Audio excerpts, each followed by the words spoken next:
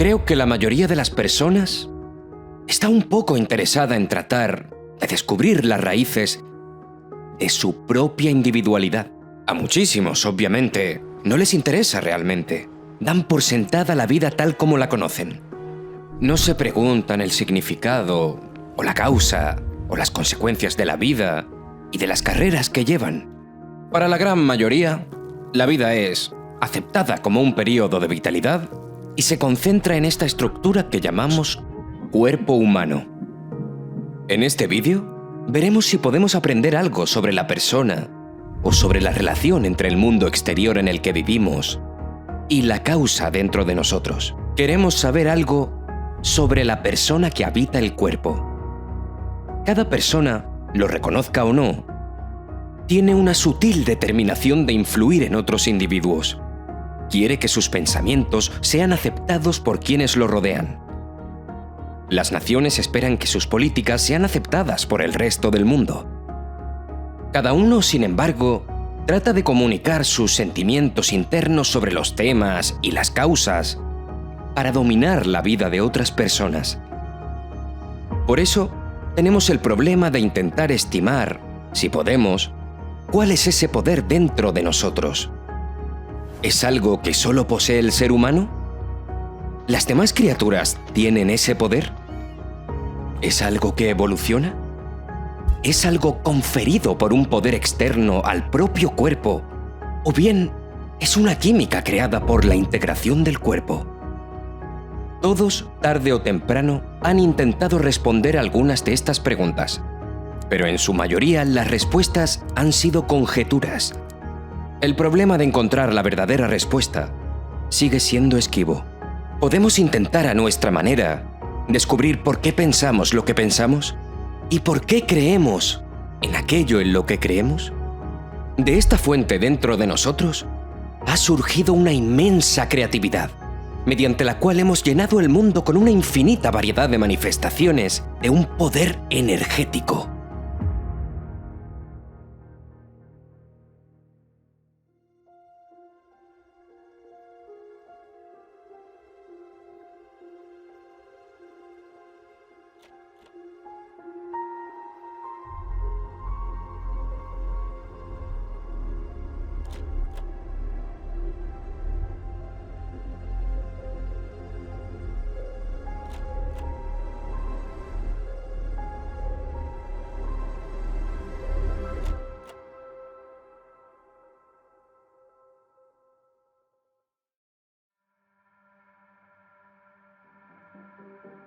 Todo comienza con el problema de la energía, porque sea lo que sea esta cosa dentro de nosotros, es activa. Es como una célula o una batería. Dentro de ella hay poder. Ahora, ese mismo poder mantiene todas las demás funciones y en nuestro cuerpo mantiene principalmente la actividad del corazón durante toda nuestra vida.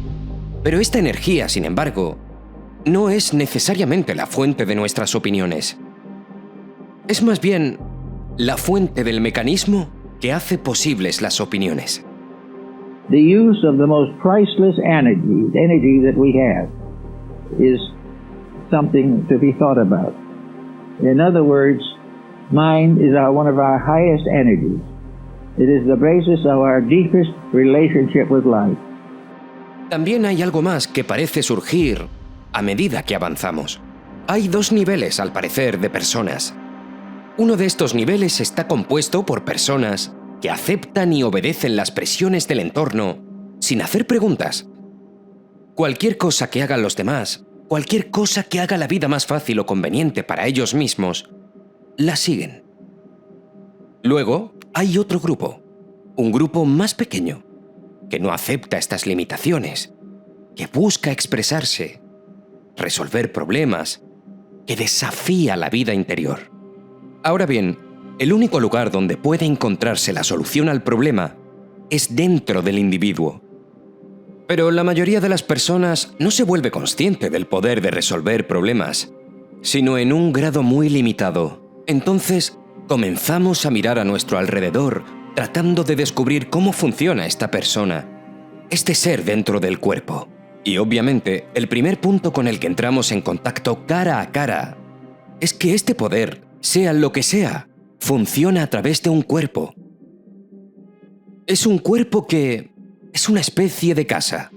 Y en esta casa, el ser dentro del cuerpo vive o existe o funciona. No es solo un ocupante, es un creador. No solo mantiene los cuerpos, sino que los forma y los modifica. Y este ser, aparentemente, intenta siempre llevar la estructura del cuerpo en armonía con los propósitos de la vida interior. En otras palabras, el cuerpo servirá las indicaciones del ser. Y uno de los problemas principales que tenemos hoy se encuentra precisamente en este ámbito. Lo que hacemos es dar al cuerpo o a la personalidad esa autoridad o esa consideración que en realidad le corresponde al ser, que está dentro del cuerpo. En otras palabras, en lugar de convertirse en el útil servidor del ser, el cuerpo ahora es en gran parte un tirano o un carcelero que determina según sus propios placeres cómo se comportará ese ser. En tales condiciones tenemos muchos conflictos en la vida, que se manifiestan en gran parte en el hecho de que los individuos, forzados por las circunstancias, aceptan esquemas o condiciones que no están en conformidad con la vida interior, y así se vuelven frustrados, neuróticos y psicóticos. El individuo que no es capaz de usar el cuerpo para el propósito del ser estará siempre en desventaja.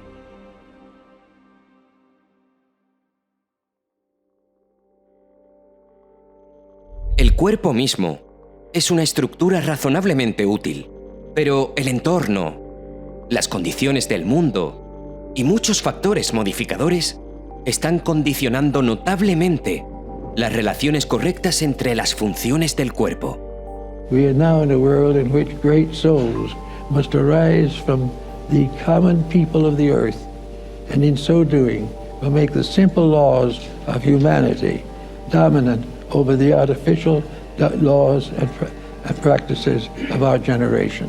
De repente descubrimos que esta prenda, que debía ser un útil vehículo de trabajo, se ha vuelto incapaz de cumplir su propósito original. Ha caído esclavo de su inutilidad. El individuo ha permitido que la persona dentro del cuerpo tenga solo el privilegio de hacer lo que el cuerpo quiere que se haga.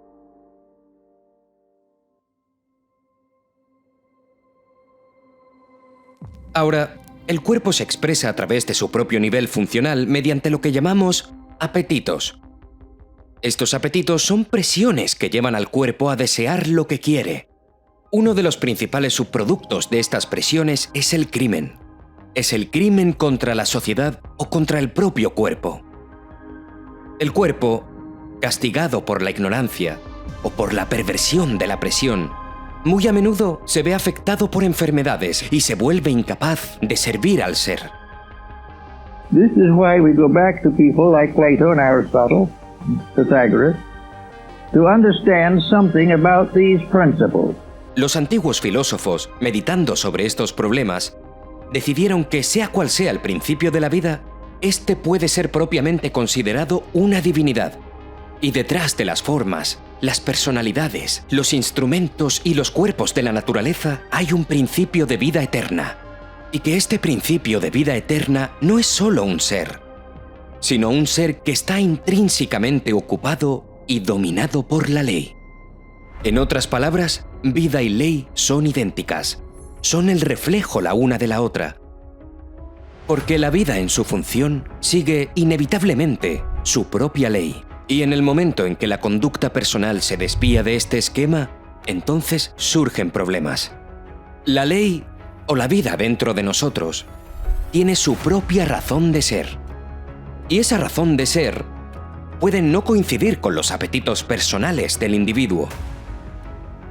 Así, los antiguos filósofos solían pensar en el poder dentro del cuerpo como un espíritu o un alma, o un poder energizante, dentro del cual reside la gloria infinita de una realidad divina. En otras palabras, el poder dentro del individuo es ilimitado y universal, porque es la presencia de una divinidad ilimitada y universal. Y en tanto que divinidad puede hacer lo que desea. La divinidad puede cambiar todo lo que desea cambiar. Pero la divinidad, al construir nuestros cuerpos, nos presenta la misteriosa alegoría que encontramos en los primeros capítulos del Génesis. In the Bible, there is a statement that says, "The soul that sinneth, it shall die." And there is another statement in another place that says, "But the spirit returns to God who gave it." El propósito de la existencia humana es una revelación gradual del ser en el cuerpo, a través del cuerpo, hasta que el ser en el cuerpo sea completamente el gobernador de la conducta.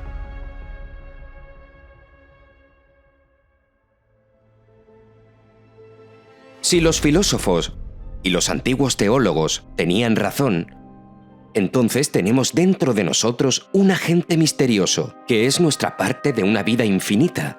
Esta vida infinita, con manifestaciones infinitas, se mueve infinitamente dentro de cada ser humano y es capaz de una infinidad de manifestaciones. Comprender esto, por supuesto, significa enfrentarse al reconocimiento de la oportunidad casi infinita que está contenida en la persona. Encerrada en la vida misma, hay una presión que tiende constantemente a manifestarse, y esta presión encuentra constantemente resistencia, lo que gradualmente hace que el cuerpo se convierta en un impedimento, se convierta en una restricción y un factor limitante. Y existen todo tipo de circunstancias que conducen a esta condición. Tenemos cierta razón para considerar la posibilidad de la heredabilidad. No que el hombre herede la vida interior, pero puede heredar a menudo las debilidades o imperfecciones del cuerpo físico que pertenecen a su familia, a su raza o a su mundo en ese periodo histórico. Por lo tanto, el poder interior encuentra constantemente algún tipo de objeción, una presión desde abajo, una presión que se traduce gradualmente en el desarrollo de la mente como puente entre lo divino e inmortal. La mente es algo que se puede educar desde abajo, pero que debe iluminarse desde arriba. Education, therefore, is actually a process for releasing or bringing forth into manifestation the eternal wisdom that rests in universal mind. Es decir, la mente puede ser educada a través de la escuela, mediante la instrucción en muchos campos, pero esta instrucción no tiene valor real, a menos que contribuya a liberar el factor vital dentro del individuo. Por lo tanto, la educación hoy en día se ha convertido más o menos en una carga para la vida interior, más que en un medio para liberarla. Entre el individuo medio y la liberación de esa única energía divina, existe una masa de actitudes, relaciones e instrucciones contradictorias. No se le permite a la persona el simple proceso de buscar la realidad en sí misma.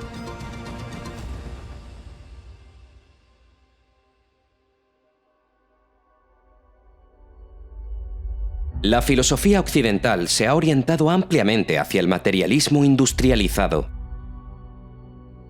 El individuo ahora presume que la vida dentro de él está principalmente interesada en ayudarlo a hacerse rico, poderoso, autocrático y exitoso, en lo que definimos como materialismo. The successful one is not with the money in the bank. The successful is with virtue in the great universal treasury of life. The more good we can accomplish with the aid of our thoughts and our dedication, the better off we are. En otras palabras, si la mente no contribuye a la riqueza, el individuo se siente derrotado o en desventaja. Y cuando la vida en su interior comienza a quejarse de lo que hace para ganar riqueza, entonces se vuelve hacia sí mismo y se considera víctima de supersticiones teológicas. Todo lo que interfiere con su intención se convierte en una especie de falacia que trata de ubicar en otra parte y eliminar, para poder continuar con sus procesos de acumulación. Esto lo vemos con mucha frecuencia y muy comúnmente, pero para profundizar en ello debemos ir todavía más lejos. En Oriente, con el crecimiento natural de la vida interior, se ha reflexionado mucho sobre este problema de la interferencia de la mente y de las presiones del materialismo. capitalist world, we have this mindset of to be happy, you need more. You need to be more, you need to earn more. But in the monk life, in the monastic life, our world is a bit different in how we train our minds. Lo único importante del ser humano es una colaboración entre la vida dentro de él y el desarrollo de su existencia cotidiana. A menos que realice este ajuste, siempre habrá una cierta cantidad de conflicto.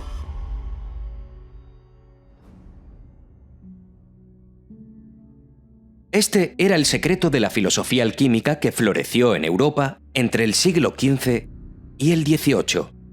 Se trataba de hacer que el alma misma encarnara en el cuerpo y a través del cuerpo. Si la vida interior funciona normalmente y de manera natural en el cuerpo, y se dedica a la razón y a la expresión de sus propios fines, el individuo tendrá muy pocas dificultades con los problemas de la vida. El viejo maestro decía que el cuerpo, cuando está libre de opiniones y libre de los conflictos, de las actitudes emocionales y mentales de baja vibración, puede durar muchísimo tiempo. Y se ha recomendado incluso científicamente que podríamos llegar a vivir entre 150 y 200 años en un estado de salud razonablemente bueno.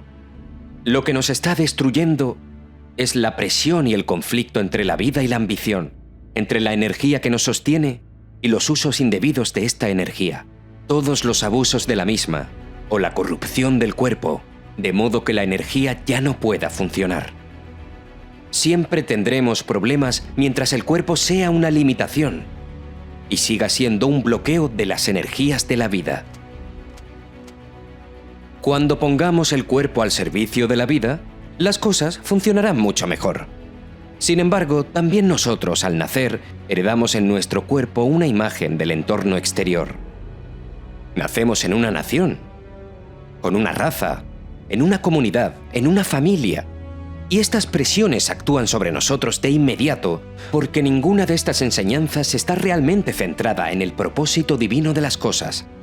Todo está centrado en el intento de asegurar la supervivencia de este mundo. Pero como la supervivencia aquí no es coherente con los propósitos de la vida esencial que reside dentro del ser humano, nada realmente funciona. Todo se convierte en una lucha sin fin, tratando de evitar que los errores nos alcancen. Y si nos alcanzan, encontrar una manera de neutralizar temporalmente sus efectos. Crecemos entonces en un mundo que no es al que pertenecemos. Pero sabemos que en Oriente, según lo que se ha descubierto y al menos lo que conocemos, a través de la quietud y el desapego de las causas de la muerte, el individuo es capaz de realizar una adaptación creativa con la vida interior dentro de sí mismo. De lo que debe liberarse es de los falsos apetitos, de las falsas decisiones tomadas por la mente para servir las ambiciones del cuerpo. El cuerpo en realidad no es tan malo como a veces pensamos que es. No es en absoluto algo malo, no es algo maligno, no es una estructura perversa. Es simplemente el instrumento de la energía que lo hace funcionar. Y si la mente y las emociones se convierten en los líderes del cuerpo, podemos conducirlo a la destrucción. Podemos destruir sus fines y funciones. Y al hacerlo, en última instancia, forzar su separación del principio vital con el que está íntimamente asociado.